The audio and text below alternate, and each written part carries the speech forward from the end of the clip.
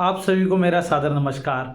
आज हम बात करने वाले हैं राष्ट्रीय शिक्षा नीति NEP नेशनल एजुकेशन पॉलिसी 2020। जैसा कि आप जानते हैं, राष्ट्रीय शिक्षा नीति 1986 के बाद एक बड़ा बदलाव है जो राष्ट्रीय शिक्षा नीति में किया गया है। नए सिरे से राष्ट्रीय शिक्षा नीति बनाई गई है। इस राष्ट्रीय शिक्षा नीति का उद्देश्य ये है कि अधिक से अधिक सर्वांगीण विकास हो सके विद्यार्थियों का, चाहे वो शारीरिक विकास हो, सामाजिक विकास हो, मानसिक विकास हो, उनको डिजिटल एजुकेशन दिया जा सके और अधिक से अधिक गुणवत्तापूर्ण एजुकेशन दिया जा सके। इसी उद्देश्य से 2020 जो है 2020 राष्ट्रीय शिक्षा नीति बनाई गई है। इसमें बहुत सारे प्रावधान भी लाए हैं जिससे कि शिक्षा में गुणवत्ता आ सके और विद्यार्थी बहुत सरलता के साथ पढ़ सके, उस पर मानसिक दबाव ना हो, मानसिक रूप से उसका विकास हो सके, सामाजिक रूप से उसका विकास हो सके, शैक्षणिक क्षमताओं का विकास हो सके। इसी क्षमताओं के विकास के लिए ही राष्ट्रीय शिक्षा नीति बनाई गई है और इसमें बहुत सारे बदलाव भी किए गए हैं जो इस प्रकार हैं।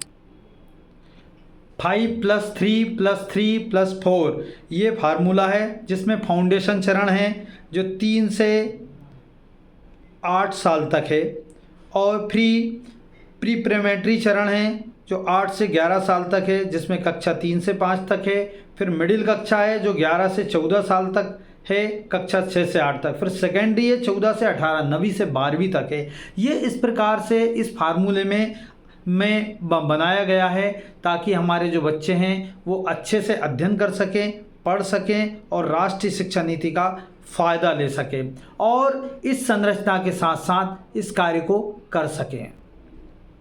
राष्ट्रीय शिक्षा नीति का जो उद्देश्य है उसमें ये समग्र शिक्षा हो, बहुआयामी शिक्षा हो, छात्रों के बौद्धिक, शैक्षणिक, सामाजिक, भावनात्मक और नैतिक विकास पर जोर दिया जा रहा है इसमें अधिक से अधिक, और सभी के लिए शिक्षा हो, अर्थात सभी व्यक्ति जो कमज़ोर हैं या दिव्यांग हैं, जो पढ़ने में थोड़े पिछड़ रहे हैं, उनके लिए भी, खास तौर से ऐसे समुदाय जो पिछड़ रहे हैं उनके लिए भी शिक्षा है। इसमें नई संरचना जो अभी मैंने बात करी है नए पैटर्न की, वो भी इसमें सम्मिलित किया गया है। कौशल विकास और रोजगारात्मक शिक्षा है कि इसमें स्किल डेवलपमेंट हो, अधिक से अधिक वो कौशल उन्नयन करके शिक्षा को बढ़ावा दे सके। शिक्षा में अर्थात ऐसी शिक्षा जो रोजगार उन्मुखी हो जिससे कि रोजगार प्राप्त हो सके।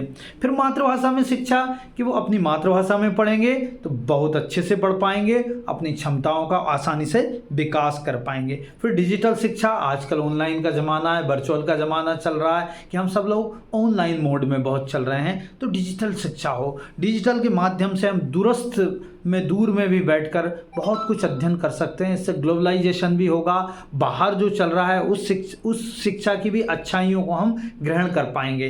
तो ये भी एक अच्छा माध्यम है, डिजिटल और तकनीकी का उपयोग करके हम अधिक से अधिक शिक्षा को और अधिक गुणवत्तापूर्ण बना सकें और शिक्षकों को भी गुणवत्ता का सुधार कर सकें। शिक्षकों की जो गुणवत्ता है उसमें भी हम ट्रेनिंग दें, NEP के तहत उनको भी उनका भी क्षमतावर्धन किया जाएगा और उन्हें भी NEP के तहत अधिक से अधिक प्रशिक्षण देकर इस लायक बनाया जाएगा। इसी के साथ हम और आगे मिलेंगे, इसमें रिसर्च है, बहुत कुछ है, हम और आगे बात करेंगे। तब तक के लिए नमस्कार, धन्यवाद।